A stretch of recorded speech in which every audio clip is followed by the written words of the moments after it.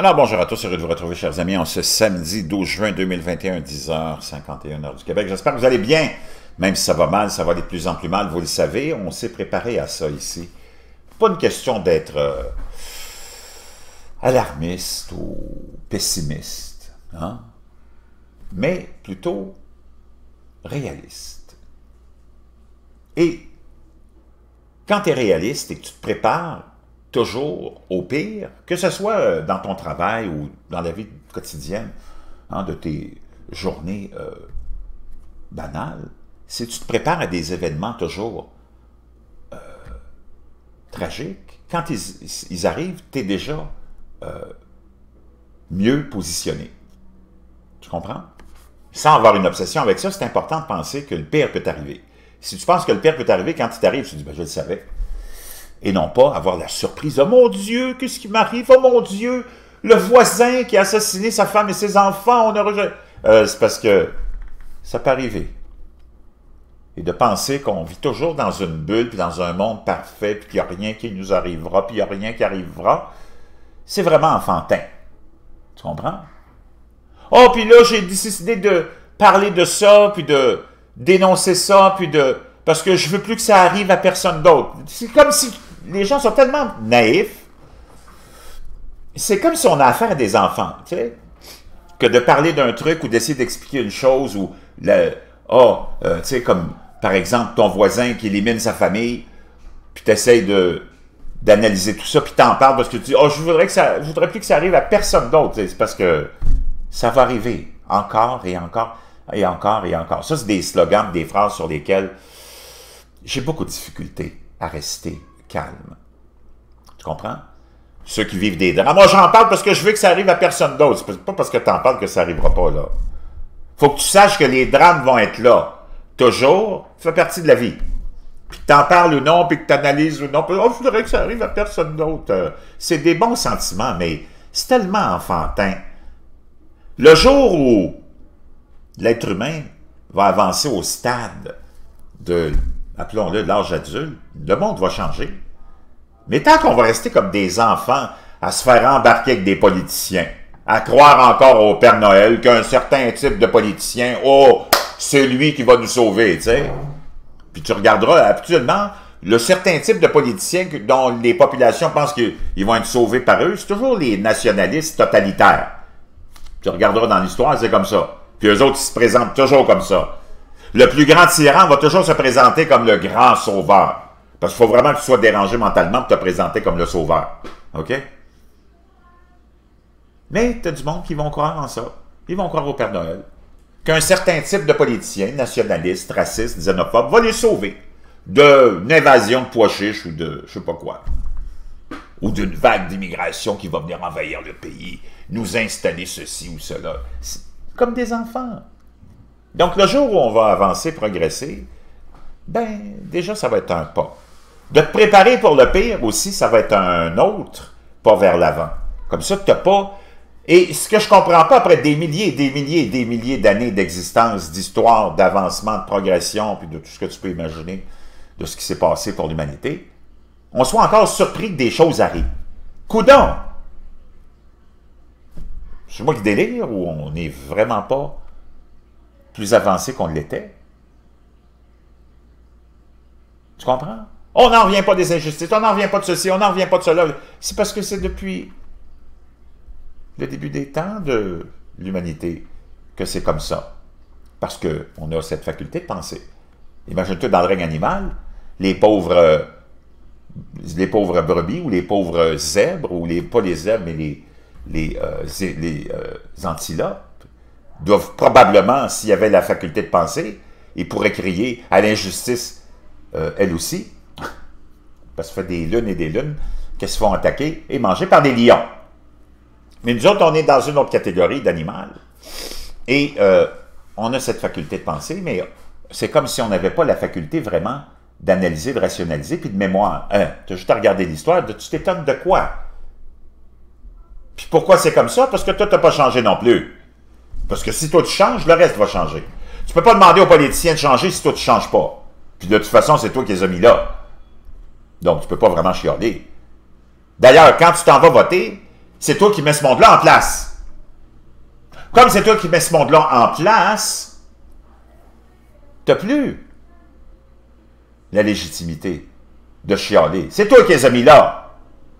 Les seuls qui auraient la légitimité de chialer, c'est ceux qui n'ont pas voté. Parce qu'ils ne sont pas responsables de ceux qui ont été mis en position de gérer. Donc, on s'en va vers des changements majeurs. C'est juste pour faire comprendre à ceux qui m'écoutent qu'il n'y en a pas de baguette magique. Il n'y en a pas de politicien sauveur, parce que ça fait longtemps qu'on aurait été sauvé. Hitler s'est présenté comme un sauveur. As-tu été sauvé avec Hitler? 6 millions de Juifs qui ont été brûlés, sans compter les 15-20 millions qui ont été tués. Dans son délire de vouloir dominer la planète, puis de prendre tous les pays, de les mettre dans sa poche arrière, et d'établir un régime, je ne sais pas comment on peut le définir. Tout un sauveur. Staline, ouais. Un autre qui s'est présenté comme un sauveur. Tout un sauveur. Fidel Castro, Hugo Chavez, tu peux, Franco, Mussolini. Un politicien qui se présente comme un sauveur, c'est vraiment celui que tu ne devrais pas élire. Parce que lui, il vient complètement s'installer au pouvoir en tant qu'empereur et va te faire vivre l'enfer. On devrait saluer les politiciens comme Macron, Justin Trudeau, du monde qui ne sont pas dangereux puis qui ne font pas grand-chose, puis qui ne veulent pas faire grand-chose, puis qui ne se présentent pas en sauveur, ils veulent juste administrer, faire les petites affaires quotidiennes. C'est ça qui représente la stabilité et la liberté. Tous ceux qui se présentent comme des sauveurs, regarde ce qui se passe en Biélorussie, regarde ce qui se passe en Russie, regarde ce qui se passe à Cuba, même si les Castro ne sont plus là, c'est le même régime. Regarde ce qui se passe en Corée du Nord, regarde ce qui se passe dans tous ces genres de pays où tu as des sauveurs. Tu me parleras de la liberté. Vas-y, vive là-bas. Vas-y. Vas-y, vive dans les pays africains. Pourquoi tu penses que tout ce monde-là veut sortir de ce continent? Parce que c'est l'enfer. Amérique centrale, c'est pareil. Des tyrans et des tyrans qui... Qu'est-ce qu'ils font pour leur population? Ces grands sauveurs, qu'est-ce qu'ils font pour leur population? Ils sont tous présentés comme des sauveurs, là, eux autres. Puis tu as des têtes de linotte, puis des hurluberlus, puis des imbéciles dans nos pays qui vénèrent ce genre de dirigeants. Allez-y, allez goûter à sa médecine, à un tel ou à un tel. Parce que c'est bien facile de ton sous-sol à manger des chips, boire du Coke Diet, manger des Kit Kat, en recevant ton chèque d'aide sociale, de critiquer, puis de vouloir un régime de tyran parce que tu as probablement des élans de nationalisme et de racisme en toi. Mais vas-y vivre dans ces républiques de la liberté. Tu vas changer ton fusil d'épaule. Puis ça ne sera pas long. Puis tu vas revenir à genoux en pleurant, en nous suppliant de te reprendre. Et c'est important qu'on réalise ça. Il n'y a pas de système parfait. Tu peux remonter le plus loin possible. Dans l'histoire, il n'y en a pas de régime parfait, puis il n'y en aura jamais. Il faut que tu reviennes à la sagesse de la majorité silencieuse, avec ces vieux slogans comme vote pour le moins pourri des pourris. Puis il n'y en a pas de monde parfait. Puis, il faut que tu vives avec ça. Il ne faut pas que ça t'empêche ça de, toi, en tant qu'être individu, progresser, puis avancer. Tu ne peux pas t'arrêter à ça.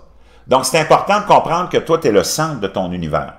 Et que si tu considères ça, mais toujours en respect de ceux qui t'entourent, ça va changer le monde. Et le monde va changer autour de toi. Parce que toi, tu auras changé. Tu vas engendrer un changement. Comment tu peux changer? C'est en essayant de devenir la meilleure version de toi-même. Ça, c'est toi qui vas le découvrir. Puis c'est probablement plus facile que tu le penses, parce qu'on a des mécanismes internes qui vont faire que tu vas le savoir si tu as fait une bonne chose ou non. Si tu te sens bien, ça veut dire que tu as posé un bon geste, tu as pris une bonne décision. Si tu es tourmenté, tu le sais très bien que tu n'as pas pris la bonne décision.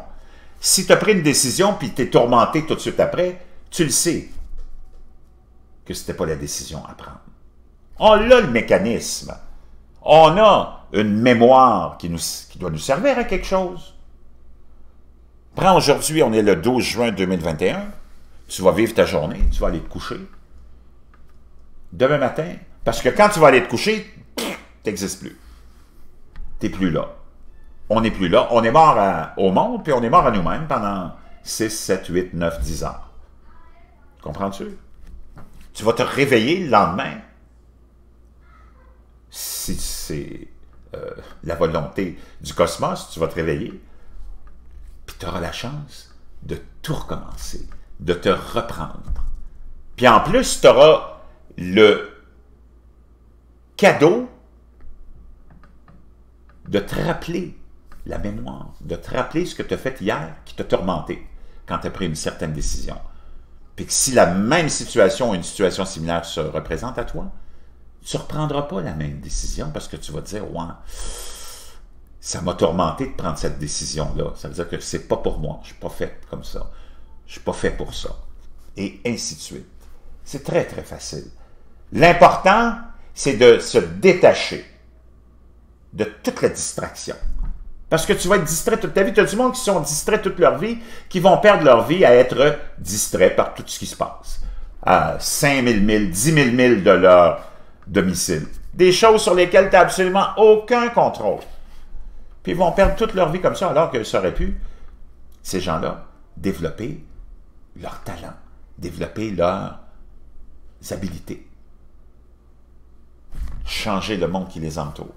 Ben non, ils sont préoccupés de la politique d'un tel pays ou de ceci ou de cela.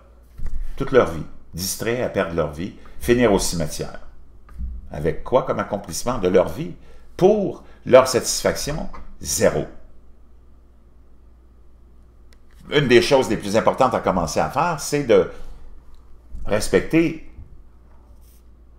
l'enveloppe physique dans laquelle on est. Plus tu vas la respecter, plus tu vas la traiter bien, mieux tu vas être, plus tu vas avoir d'habilité, de capacité qui vont être équilibrées. Parce que tu l'alimentes bien, tu t'en occupes, tu la fais bouger, tu la mets en forme. Et c'est important de comprendre ça. Sinon, tu n'arriveras nulle part. Regarde tous ceux qui ont réussi, puis je ne parle pas de la réussite matérielle, réussi leur vie en étant en harmonie. C'est du monde qui a fait attention à leur corps et à leur esprit. Ou à leur âme, appelle ça comme tu voudras. Puis ça, c'est entre tes mains. C'est à toi de décider. Si tu veux ça. Et pour faire ça, c'est simple. Commence par... C'est comme ta voiture qui fonctionne à l'essence. Tu ne peux pas mettre du ketchup dedans. Ça ne marchera pas. Il faut que tu mettes de l'essence. Ton corps, c'est pareil. Tu as besoin de bien le nourrir avec des aliments frais. Pas besoin de te casser la tête. Pas besoin de payer cher. Mais des aliments frais. Il faut que tu manges frais. Ton corps a besoin de manger des aliments frais, pas transformés, remplis de sucre et de sel et toutes sortes d'autres produits, mais sucre et sel, les deux fléaux pour le corps. D'être actif. Moi, je vous propose le yoga parce que c'est complet, mais ça peut être autre chose. Tu peux faire une autre activité, mais sois actif. Ton bolide, il faut que tu l'utilises. Il faut que tu le mettes à ton service. C'est pas toi qui dois être au service de ton corps, c'est lui qui doit être à ton service. Ton âme doit contrôler le bolide. Et non pas l'inverse. Et le bolide est beaucoup plus puissant que tu le penses. Mais il faut que tu l'entraînes et tu l'exerces. Le yoga, je considère que c'est complet, mais ça peut être autre chose. Mais si tu t'en occupes, tu vas te sentir vraiment mieux parce que tu veux que ta vie se passe bien. Tu ne veux pas finir avec une panoplie de médicaments, une marchette, une canne, une chaise roulante, ou être incapable de monter des escaliers. Moi, j'en ai vu du monde tout au long de ma carrière dans le public. J'en ai vu des gens de 80-90 ans être super en forme, actifs, avoir une vie extraordinaire. J'en ai vu d'autres à 60 ans être misérables, avoir une table pleine de médicaments, être incapable de marcher, le dos courbé, malheureux et vivre comme des misérables. Ça, c'est un choix que tu fais. Et c'est important de comprendre ça. Casse-toi pas la tête avec quoi que ce soit. Occupe-toi de toi pour que tu puisses être positionné pour t'occuper et changer ceux qui sont autour de toi et ton environnement proche. Vraiment important de comprendre ça. Je voulais vous partager ça. Puis oublie pas, quand tu vas aller te coucher le lendemain, là, tu te réveilles. Profite de la faculté qu'on a d'avoir une nouvelle journée. Des nouvelles vies. Une nouvelle journée, une nouvelle vie. Tu n'as pas juste une vie. Tu as autant de vies que tu vas avoir de journées. Parce qu'à chaque fois que tu vas avoir une nouvelle journée, tu peux avoir une nouvelle vie. Par contre, la mort, ça, tu en as une, puis quand elle va arriver, ce ne sera plus le temps, puis il va être trop tard pour vouloir changer tout. Tu comprends? Donc, ce n'est pas une question de matériel, ce n'est pas une question d'argent. Sois au plein potentiel de tes capacités, tout le monde en a.